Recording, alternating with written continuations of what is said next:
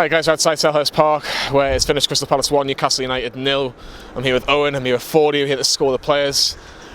Quick thoughts getting done by Lee and Isha, so make sure you get that video a look at. I'll give it a look at and see what you think of that. Do you agree with their comments as well?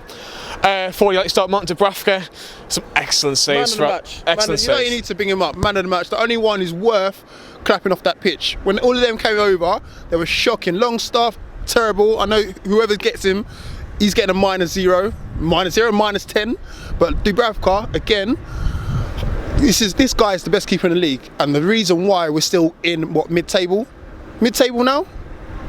Anyway, depends what the results were. I don't know the results, I'll be honest. Superb performance.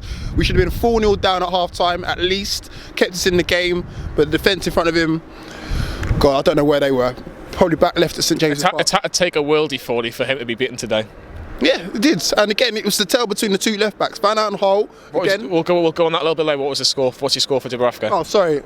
I can't give him. 40 could be here all night. So good to see the 40 show. I'm ready to go, people. Yeah. I'm ready to go. This is fresh off of the final whistle, but I've got to give him like a 7 or 8. And I know we lost, but at the same time, as I said before, it could have been 4-0 half time. Easy. I'll go 8. It'll be nice. It's probably the only nice mark we're probably going to get. Oh, and I'll let you start with Danny Rose. Do you not think, with Danny Rose, because he's used to playing with better players, he's expecting better stuff? Like, no, let me jump in. Sorry. Oh, here we go. Listen, the Danny Rose that we've got is the chip shot version that we've got. We've not got the 60 England cap version that everyone's bigging up. Yeah. We've got the chip shot version. This is the reason why we're shouting that he loves fish and chips, because again, he looks sluggish, bro. It's the reason why we had to haul him off. To come back to your point about he thinks he's playing with better players. You're a professional footballer. You play with all different types of standards of players. To counter that, he's at the level that he's at for a reason. He's with us for a reason. To counter that, all I'm going to say is he's played 2, 3 games for Newcastle. No, look at him. No, come on, you've got to give him more of a chance. No. Listen, I was watching the game when Cher had the ball, or whoever the centre back had the ball. Was he bombing forward? No. Even when he had the ball, was he bombing forward? He's supposed to be our left wing back, getting forward, up and down. He was barely getting up, let alone down. Every pass was square.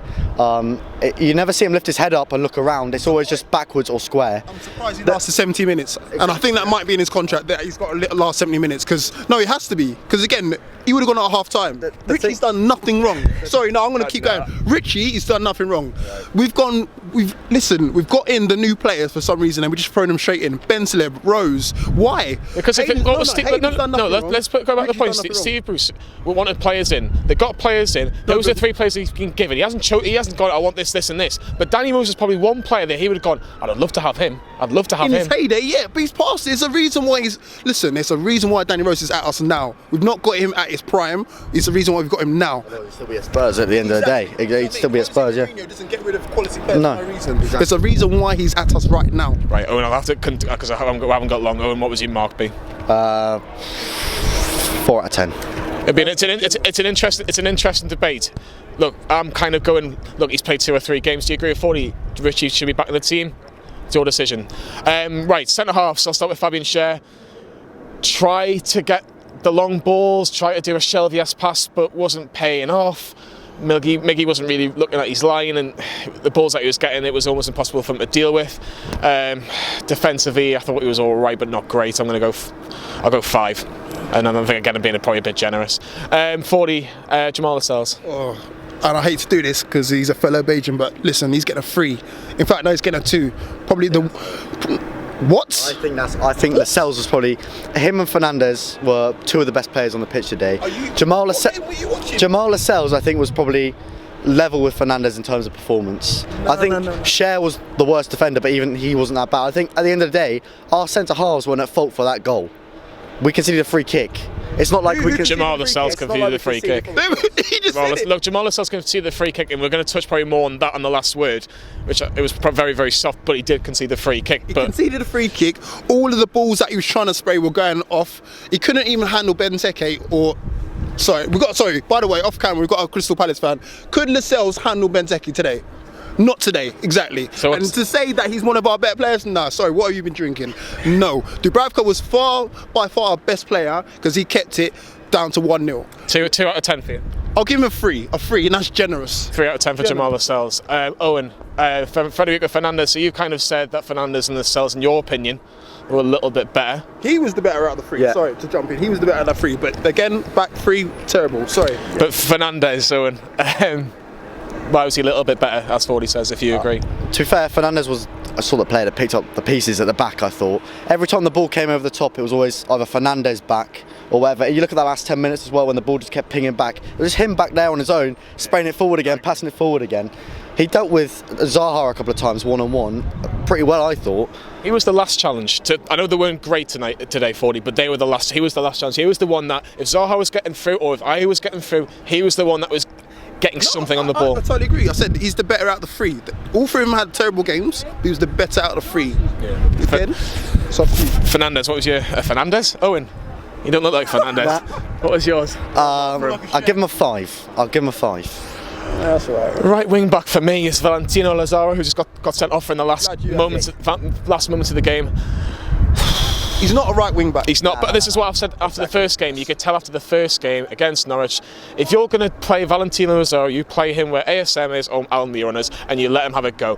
That's what you've got. That's what we brought him in for, to give us a different option from one of those two sides. Clearly not. We thought we were going to get a right wing back. We've tried to get the square pegs around holes. We've tried to do it again. Why was scouting for a right wing back when we know? But why? But listen. Why are we scouting for a right wing back when we know predominantly this guy wants to be further forward? I don't know. We've not got it right. Yedlin not got it right. Manquillo, yeah, maybe.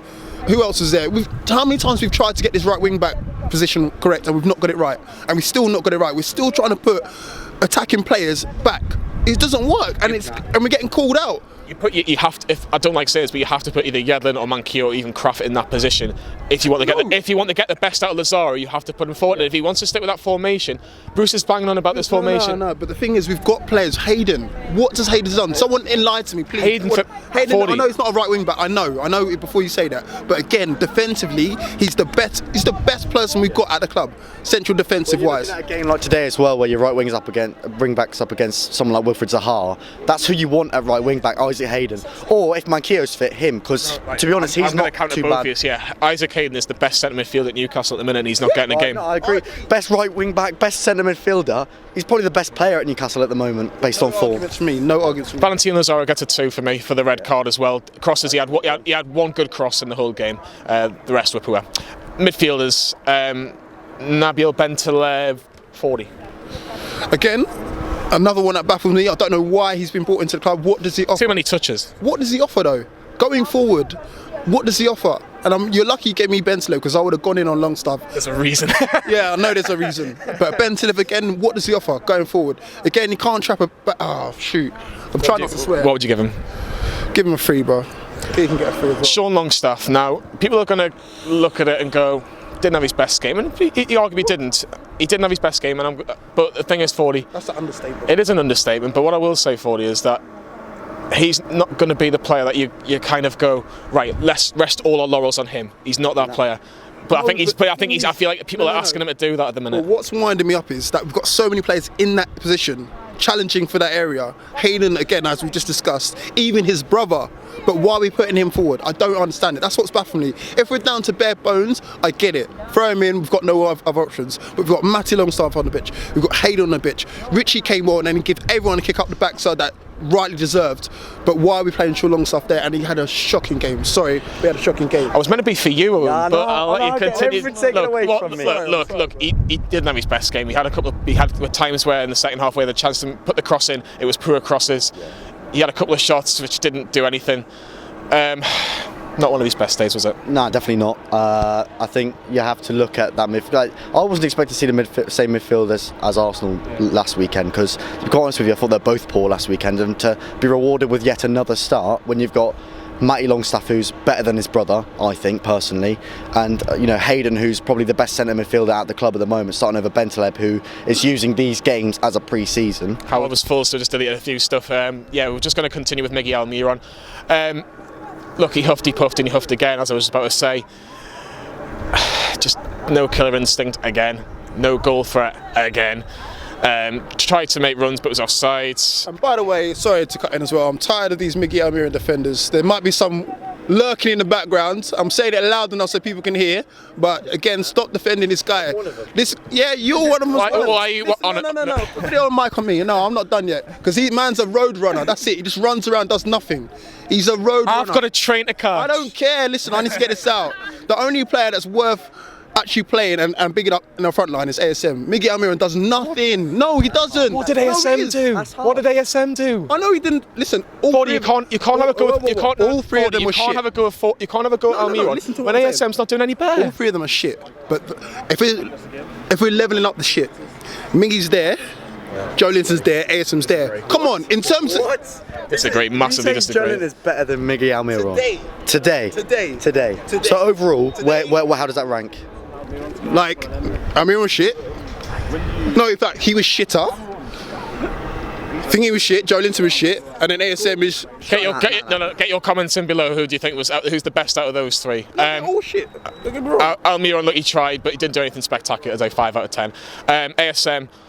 If Almiron's getting a 5, ASM can't get any higher, in my opinion. What? In my opinion. What game are you watching? What was it? Right, how many times did Joel Ward beat ASM today? Joel Ward? No disrespect, Crystal Palace Football Club, but Joel Ward. What did Almiron do? I'm not saying Almiron's any better. I just said if Almiron's getting a 5, ASM is not getting any more than that. If you give ASM the ball, he's trying something. He's giving you tricks. He's giving you flicks. He's giving attempts on goal. Almiron's doing this. What game today did apart from the one that went over the crossbar? That was the only shot he had on target. That's one more than him. Even Joe Linton had a shot. How many times did we say? Look, you can't keep a straight face. How many times can you say Joe Linton had a shot? Once.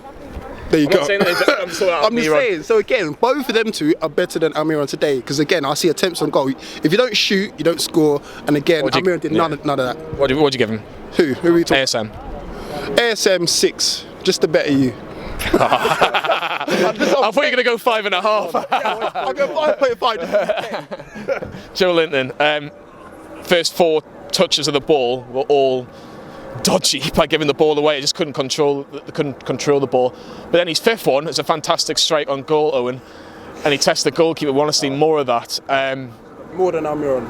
But possibly, yeah. But at the end of the day, we need what we're expecting from Joe Linton now. Like, forget about the price tag, forget about this, that, and the other. At the minute, Joe Linton is not delivering for us. Does he have to be put out the team?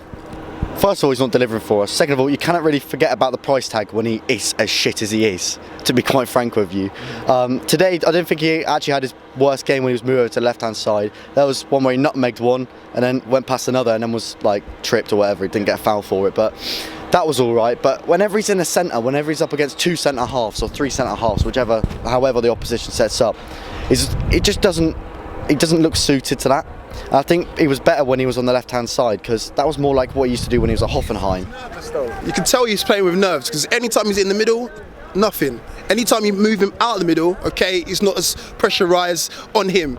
That's why you put Gale up there. Gale can handle it. At least Gale moved around. I'm not saying Gale played better, but he did something. Nah, I get that. But if you're nervous, then surely your first reaction would be, okay, I'm going to get the ball out of my feet as quickly as possible because I don't want to be shouted at for losing it. He couldn't even do that. No, he just ran with it and ran with it and ran with it, and he'd either trip over his own feet like he normally does. He gave him too many run with it. He ran with it and the ball didn't follow him. Walked with it also because running's a bit generous, I think. What would you give him?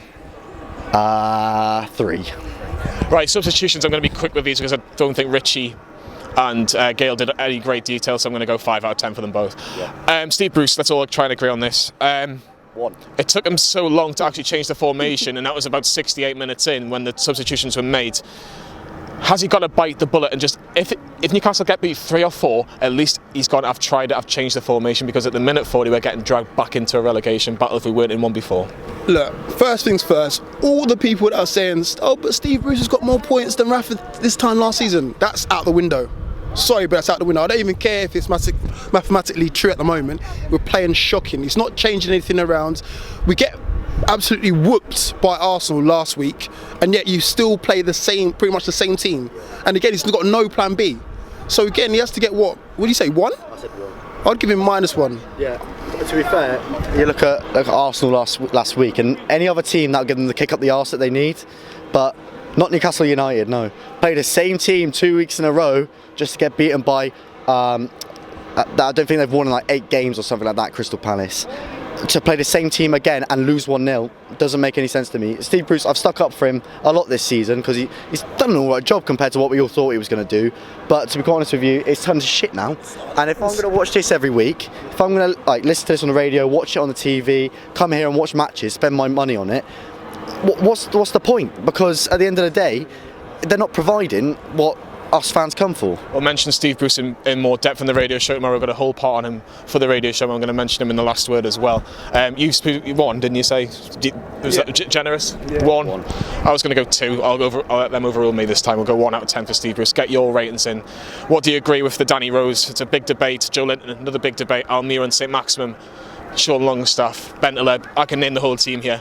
Get your comments in, like and subscribe to Newcastle Fans TV.